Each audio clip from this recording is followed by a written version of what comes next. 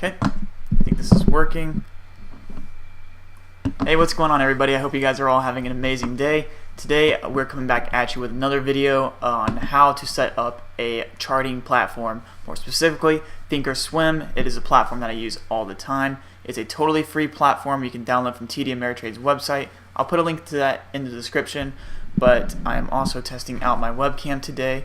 So let me just go ahead and drop this down a little bit so you guys can see what I'm doing. Okay, I think that's good enough.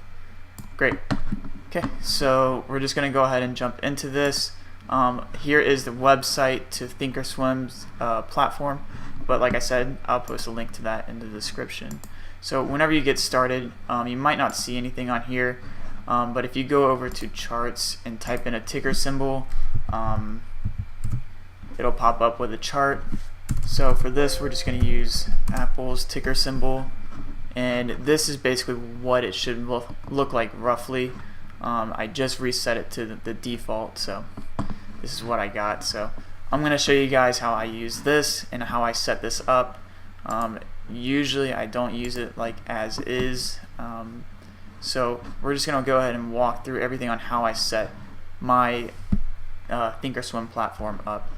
So first thing I'm going to do is, if you go over here to the top right, there's a chart setting icon. We're going to go to that first. We're going to click over on appearance. First thing we're going to change is the background right down here. Click that. I do white. For the border on your ticker symbols, which are the little candlesticks, I change those to black. Both of those, the red and the green.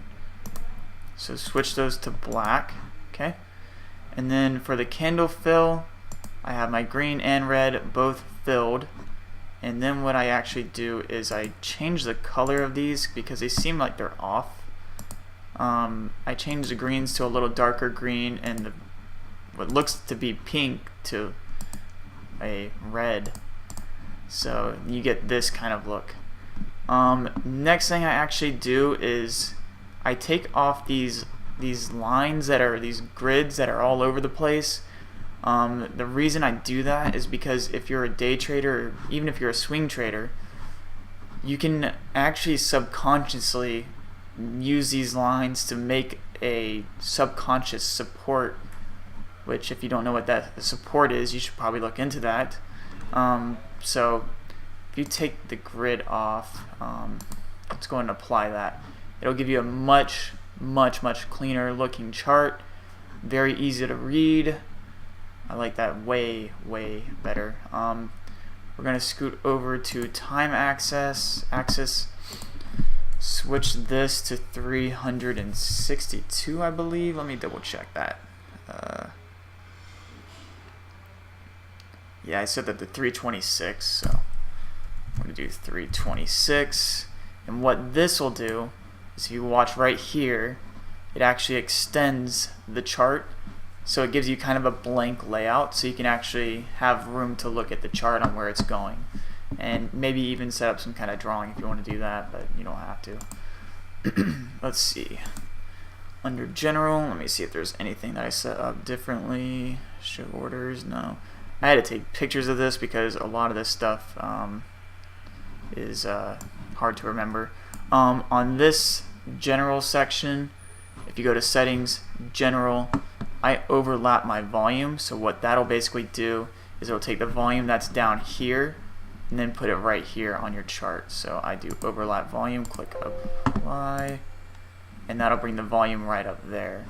Another thing that I just remembered that I do, let's see, volume bars, color as symbol ticks. I click that, hit apply. So then what that will do is it'll show if it was on a green candlestick, the volume bar will be green. Same thing if it was red, or if it's grayed out, or like a doji. So I like that. That seems more appealing to me. Let me see. Yeah, I like this. I like this a lot. So let me just make sure I cleared up everything on that. I think I got almost everything. Let's see, show trades, blah blah blah blah blah. Yep. Okay. Yep, that looks good. Okay, under favorite time frames, I actually use a few different time frames. I use the 1 day 1 minute chart a lot. I use the 180 day 4 hour chart a lot. But then there's another one that I use that I set up. It's under, you just click, add time frame, time, daily. For time interval, I click, intraday, 1 day, 2 minute chart. This will just kind of slow the chart down, give you a different look to the chart. Okay, so what this basically means is you're setting up for a daily chart, and every 2 minutes a new candlestick will form. So instead of a 1 minute chart, it forms every 2 minutes, which I like that a lot better. So I'm going to do that. I'm going to click apply, I'm going to hit OK, and I'm actually going to pull that up now. Let's see, 1 day, and I'm actually going to customize list. If you go, it's up right here, you can change it. So what I'm going to do for this is click and drag. I'm going to pull it right below my 1 minute chart. So I got the 1 day 1 minute, 1 day 2 minute, and then usually I'll use those two with the 5 day 15 minute and 184 hour chart. You can use the other ones if you feel comfortable. I don't really see the need to, but you know, it's whatever you guys feel comfortable with and whatever works best for you. So Forex futures options I don't touch. Same thing with equities. Appearance I already went through. Favorite time frames I went through, and everything else should be all Gucci. Yes, I just said Gucci. Okay, so once you get done with this will just give you the basic setup that I have. There are a few more things that I like to do.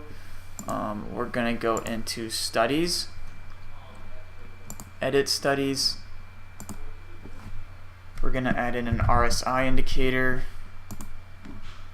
If you type in RSI in the search bar right here, RSI, click that, add selected, hit apply.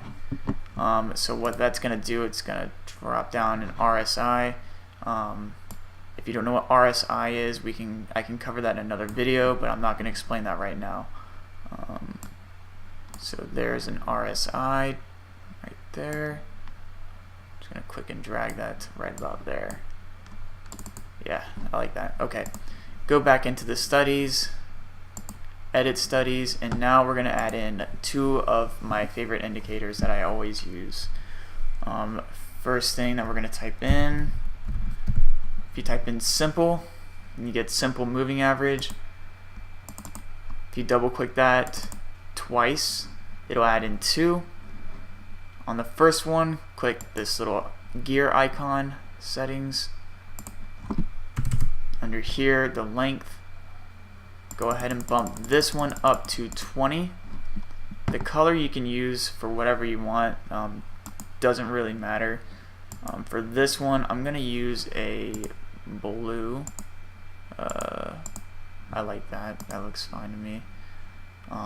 You can leave all this the same. This is all fine. Hit OK. Now the second one, do the same thing, except this one we're actually going to change to 200. So there's got to be a quicker way to do that. There you go. If you click and hold the arrow keys after you click on this, it'll go way faster. So just click, keep this at close, and click this. Oh my god, come on. Okay, there we go. Okay, and we're going to go up to 200. There we go. Great. And for this, the color, I'm going to change this one to red. I like red. Hit OK. Actually, I might change the width on this one to 2. That'll just make the line a little thicker. Hit apply, hit OK. Yeah, no, I'm actually going to change the width back to 1. I like it. Actually, no, that's fine. Yeah, that looks good. So these are two very key moving averages that I always use, especially the 200 moving average.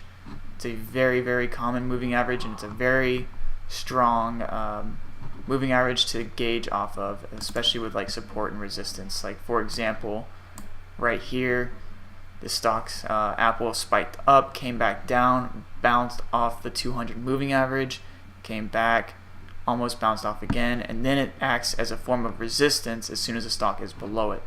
So very good, very useful. The 20 moving average is also very good if you're trading when it's pointed upwards. That'll eliminate like 80% of your negative trades if you do that. So that's one that I also use. Mainly use these just as key areas of resistance and support. Okay, so there's one more thing that I'm going to do that not a lot of people know how to do, but I just found this out last night, so I'm going to share it with you guys. I was trying to find a way to show the previous day close and have the line go across my screen. So I found a way to do it. Let me see if it's still in here. Yeah, so it's still in here. I'm going to show you guys how to do it really quickly though. Okay, I will post this in the description. Whoops. Let me close out of this. So if you go into the description of the video, there should be this text. Okay, what I want you guys to do is copy this text, bring back your platform back up, go into studies, edit studies, create. Go ahead and just delete this text right here, you don't need it, and then just paste what I have copied in the description right here. Perfect. Okay, and then just hit OK. Now come back into that, go to the gear icon and change this to yes, and then you can change this to whatever color you want to do. I usually would do like a gray or something like that.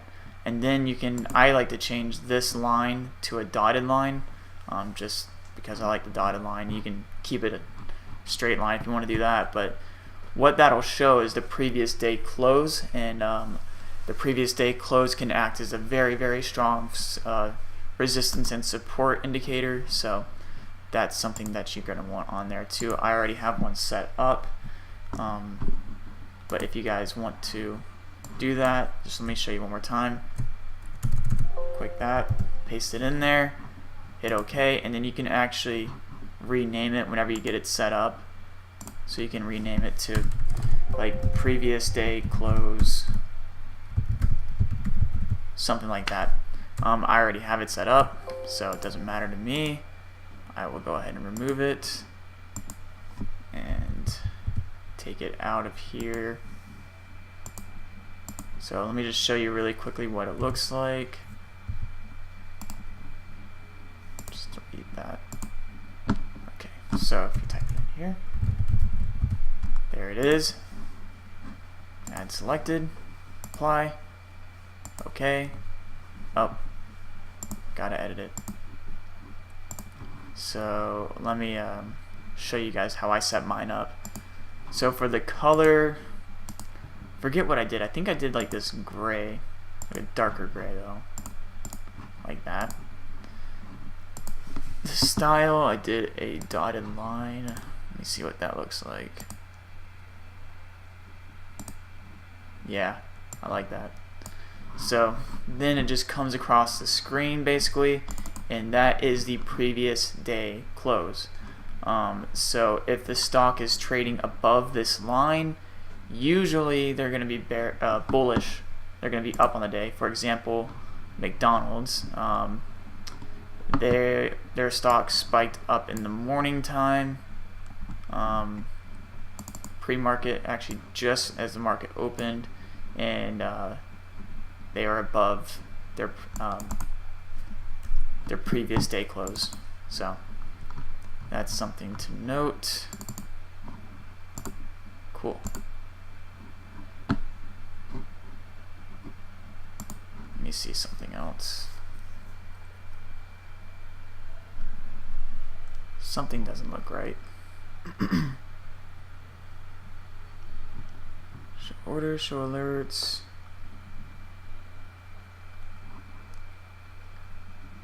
Yes, looks fine. Price axis. That looks good. Just trying to make sure this is all the right way. Time axis. Time, day, aggregation period. I'm going to change that to 2 minutes. Okay. Expansion area 326. All this is checked. Favorite time frames. Appearance, that's all good. Let me click apply on that. Okay. Yeah, so that is basically everything that I do when it comes to setting up my stocks, my stock chart. So it's very, very simple. It's a very easy chart to read. It's very clear. I like the white background. I recently just switched it from black, and I really like it way more. But yeah, so those are some key moving averages that you guys can use. I think taking out the grids on these charts make it look a lot more cleaner and easier to understand, and it doesn't give you that fake sense of resistance and support with those little lines in the way. It gives you a clear view of where the price action is going on. So if you guys like this video, please drop a like. Like I said, everything's going to be in the description below. I'm going to post a link to sign up for Thinkorswim Platform, as well as the text to set up that previous day close. And then you guys just follow the rest of the video on how to use the moving averages, the RSI indicator, switching up the volume, and doing that. And then later on, tomorrow, I'm actually going to be doing a live trade, so hopefully you guys will tune in for that whenever that's uploaded. Hopefully it goes well. We'll see. So yeah, this is just kind of a test of the mic and the webcam as well. So anyways, if you guys enjoyed the video, please do me a favor, drop a like on it, and I will see you guys hopefully in the next few days with a live trade. One more thing I actually did forget to mention.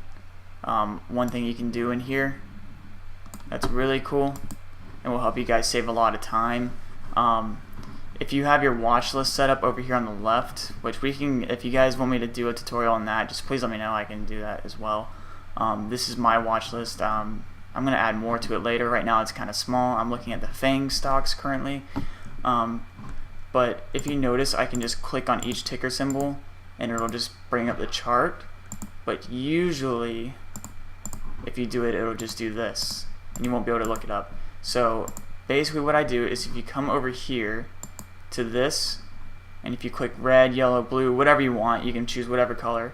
I click red, and then up here, if you click red on this, it'll actually link your chart and your watch list. So you can just click and just boom, just browse right through everything. This helps speed up the process when you're looking at multiple stocks, which a lot of you guys will be. So you can do that there as well. Hopefully that will help you guys out as well. Alright, anyways, hope you guys enjoyed the video. Please leave a like if you liked it. Please subscribe and stay tuned for my next video, because that will be a live trade if the market entails me to trade. I will not make a trade if I don't have the setup. And whoa, where did I go? Okay, and apparently I'm upside down now. Great. So don't know how that happened, but out later. So anyways, hope you guys have an amazing day, and I will talk to you guys later. Bye.